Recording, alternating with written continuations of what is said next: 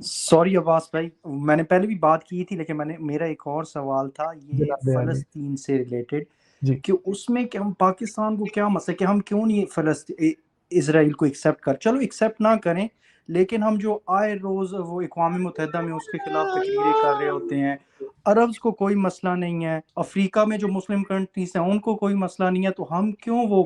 کیا کہتے ہیں پنجابی میں کھونگڑ آ کے بیٹھے ہوئے ہیں؟ ہمیں جس کا فائدہ ہی کوئی نہیں ہے، تو کیوں ہم یہ چیز کر رہے ہیں؟ بھائی اس میں کیونکہ تین جی سوری اپنی بات پوری کر لیجیے پلیز. کیونکہ ابھی مجھے نا میرے ساتھ، میں یو کے میں ہوتا ہوں تو میرے ساتھ کام کرتے ہیں، وہ عرب بھی ہیں، موروکو کے رہنے والے ہیں، وہ بھی ہیں، ایون کہ فلسطینی لوگ ہیں ان کو بھی میں جانتا ہوں، جن کے جو ہمارے ساتھ وہ کام وغیرہ کرتے ہیں، حج سے ریلیٹڈ اس سے ریلیٹڈ ان کا کام ہوتا ہے، جی تو وہ بتاتے ہیں کہ یار ہم ادھر صحیح ہیں، ہمیں مطلب کہ ایک فلسطین کا حصہ ہے جہاں پہ ان کو کبھی کبھار مسئلہ ہوتا ہے، لیکن اوور آل صحیح رہتے ہیں ادھر جا کے. ایون وہ مجھے بتا رہے تھے کہ ایک وہ مروکن ہیں، عرب ہیں وہ، تو وہ بتاتے کہتے کہ فلسطین کے وہ لوگوں کو جانتے ہیں، وہ مطلب کہ شام کو صبح ادھر جا کے کام کرتے ہیں اور اچھا بھلا کما کے لاتے ہیں، وہ ان کے ساتھ خوش ہیں، ان کو جب ان کے رہنے والے لوگوں کو موسٹلی کو کوئی مسئلہ نہیں ہے، اور ایون کہ اپنی جو جائیدادیں جگہ وغیرہ وہ خود فلسطین کے لوگوں نے بیچی تھی انہیں، تو ہم پاکستانی اپنے پاؤں پہ بھی کلہڑی مار رہے ہیں، لیکن اس کا بھی کوئی فائدہ کوئی نہیں ہو رہا، کہ اسی کی وجہ سے کیونکہ فلسطین اور جتنے بھی یورپین ملک ہیں اس کی وجہ سے ہم وہ پیچھے جائی جا رہے ہیں، ہمیں کوئی فائدہ نہیں پہنچ رہا. تو اس چیز کا اگر کوئی آپ دے دیں جواب کہ نوید آپ کا نام تھا، اگر میں نام صحیح لے رہا ہوں جی نوید ہی نام ہے. نوید بھائی اس میں 3-4 باتیں ہیں. دیکھیں، ایک تو ہم شاہ سے زیادہ شاہ کے وفادار ہیں، اور یہ ہم ہر موضوع پہ کرتے ہیں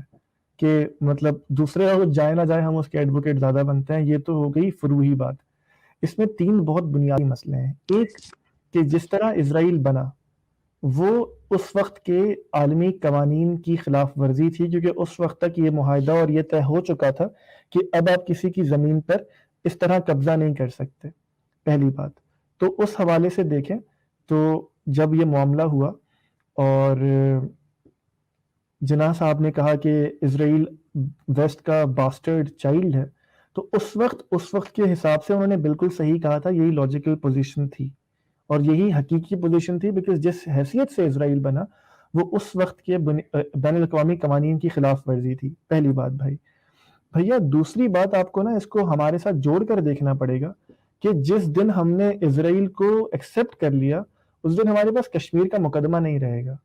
کیونکہ کشمیر کا مقدمہ بھی ہم نے بالکل اسی خطوط پہ استوار کیا ہے کہ انڈیا نے انیکس کیا، مطلب وہ ان کا حق نہیں تھا، ٹریٹی غلط ہوئی اور تمام چیزیں.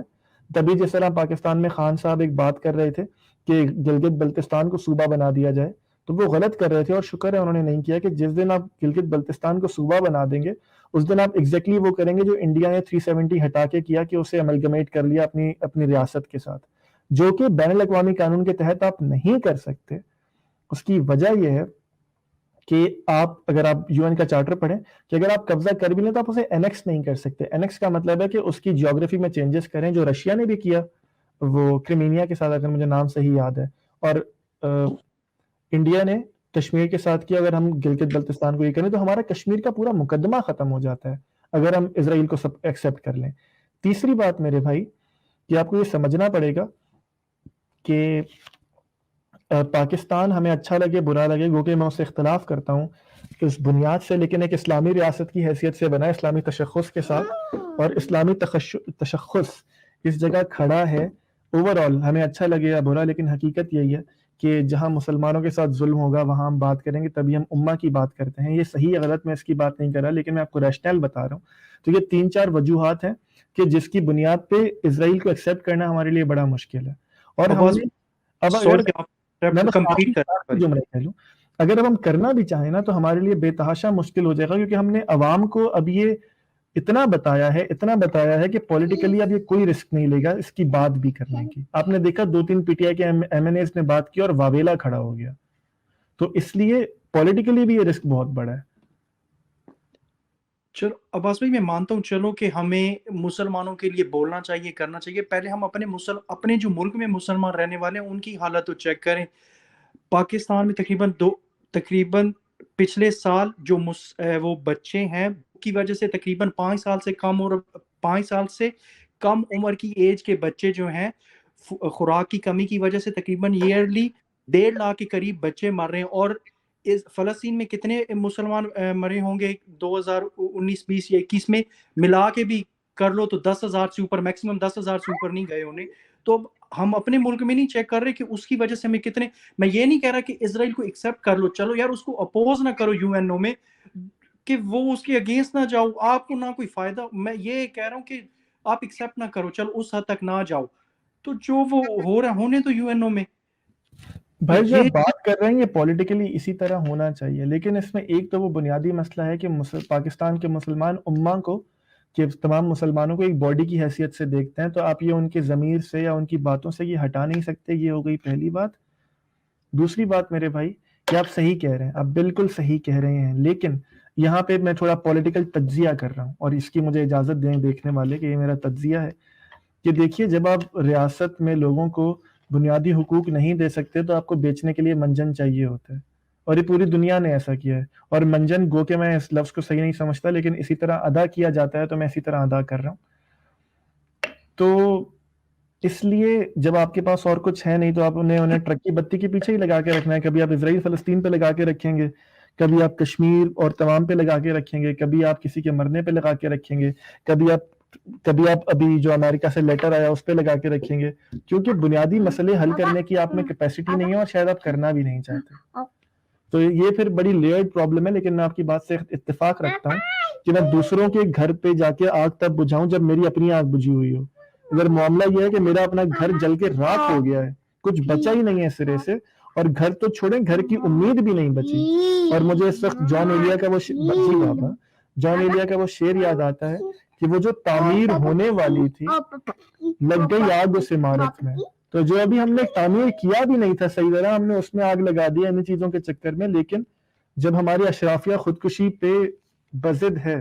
तो आप और मेरे जैसे लोग बात ही कर सकते हैं, और तो हम कुछ भी नहीं कर सकते भाई। सही बात है, वो जलता है बंदा देख के ना कि इंडिया देख के कहाँ पहुंच गया। और हमारे वो पिछले दिनों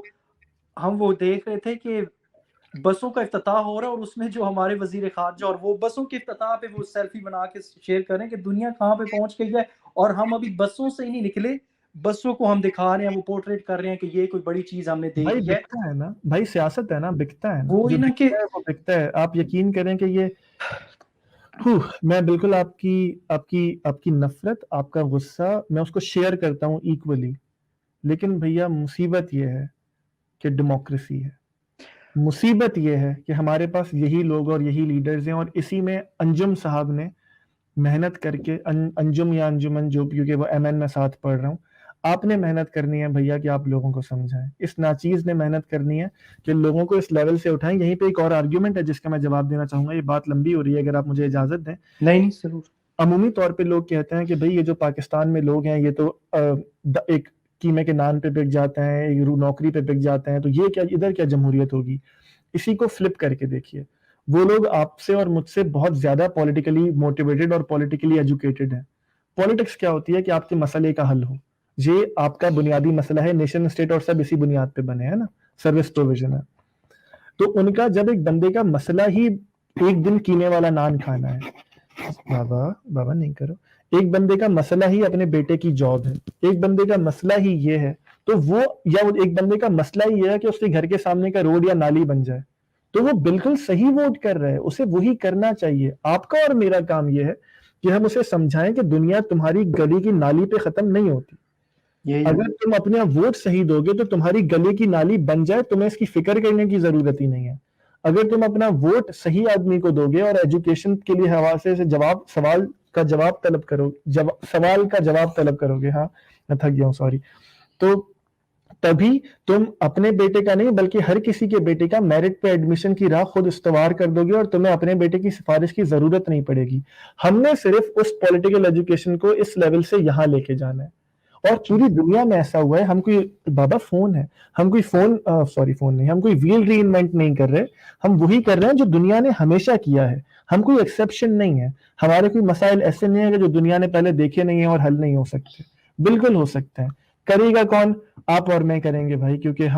मुझे तो, और कोई यकीन करे, मैं आपसे सच कह रहा हूं, मुझे और कोई उम्मीद नजर नहीं आती। और जिस दिन आपने और मैंने ये काम छोड़ दिया तो फिर उस दिन पाकिस्तान, और आपसे और मुझसे मुराद वो लोगों से जो ये काम कर रहे हैं, پھر پاکستانیوں کو انتظار کرنا چاہیے کہ وہ بینکرپٹ ہو کے دنیا کی ایسی جگہ نام لکھوائیں کہ جہاں نام نہیں آنا چاہیے، کیونکہ اور پھر کوئی امید بچتی نہیں ہے نا ہمارے پاس لوگوں کے علاوہ جو کام کر رہے ہیں، اور تو کوئی امید سرے سے ہے ہی نہیں۔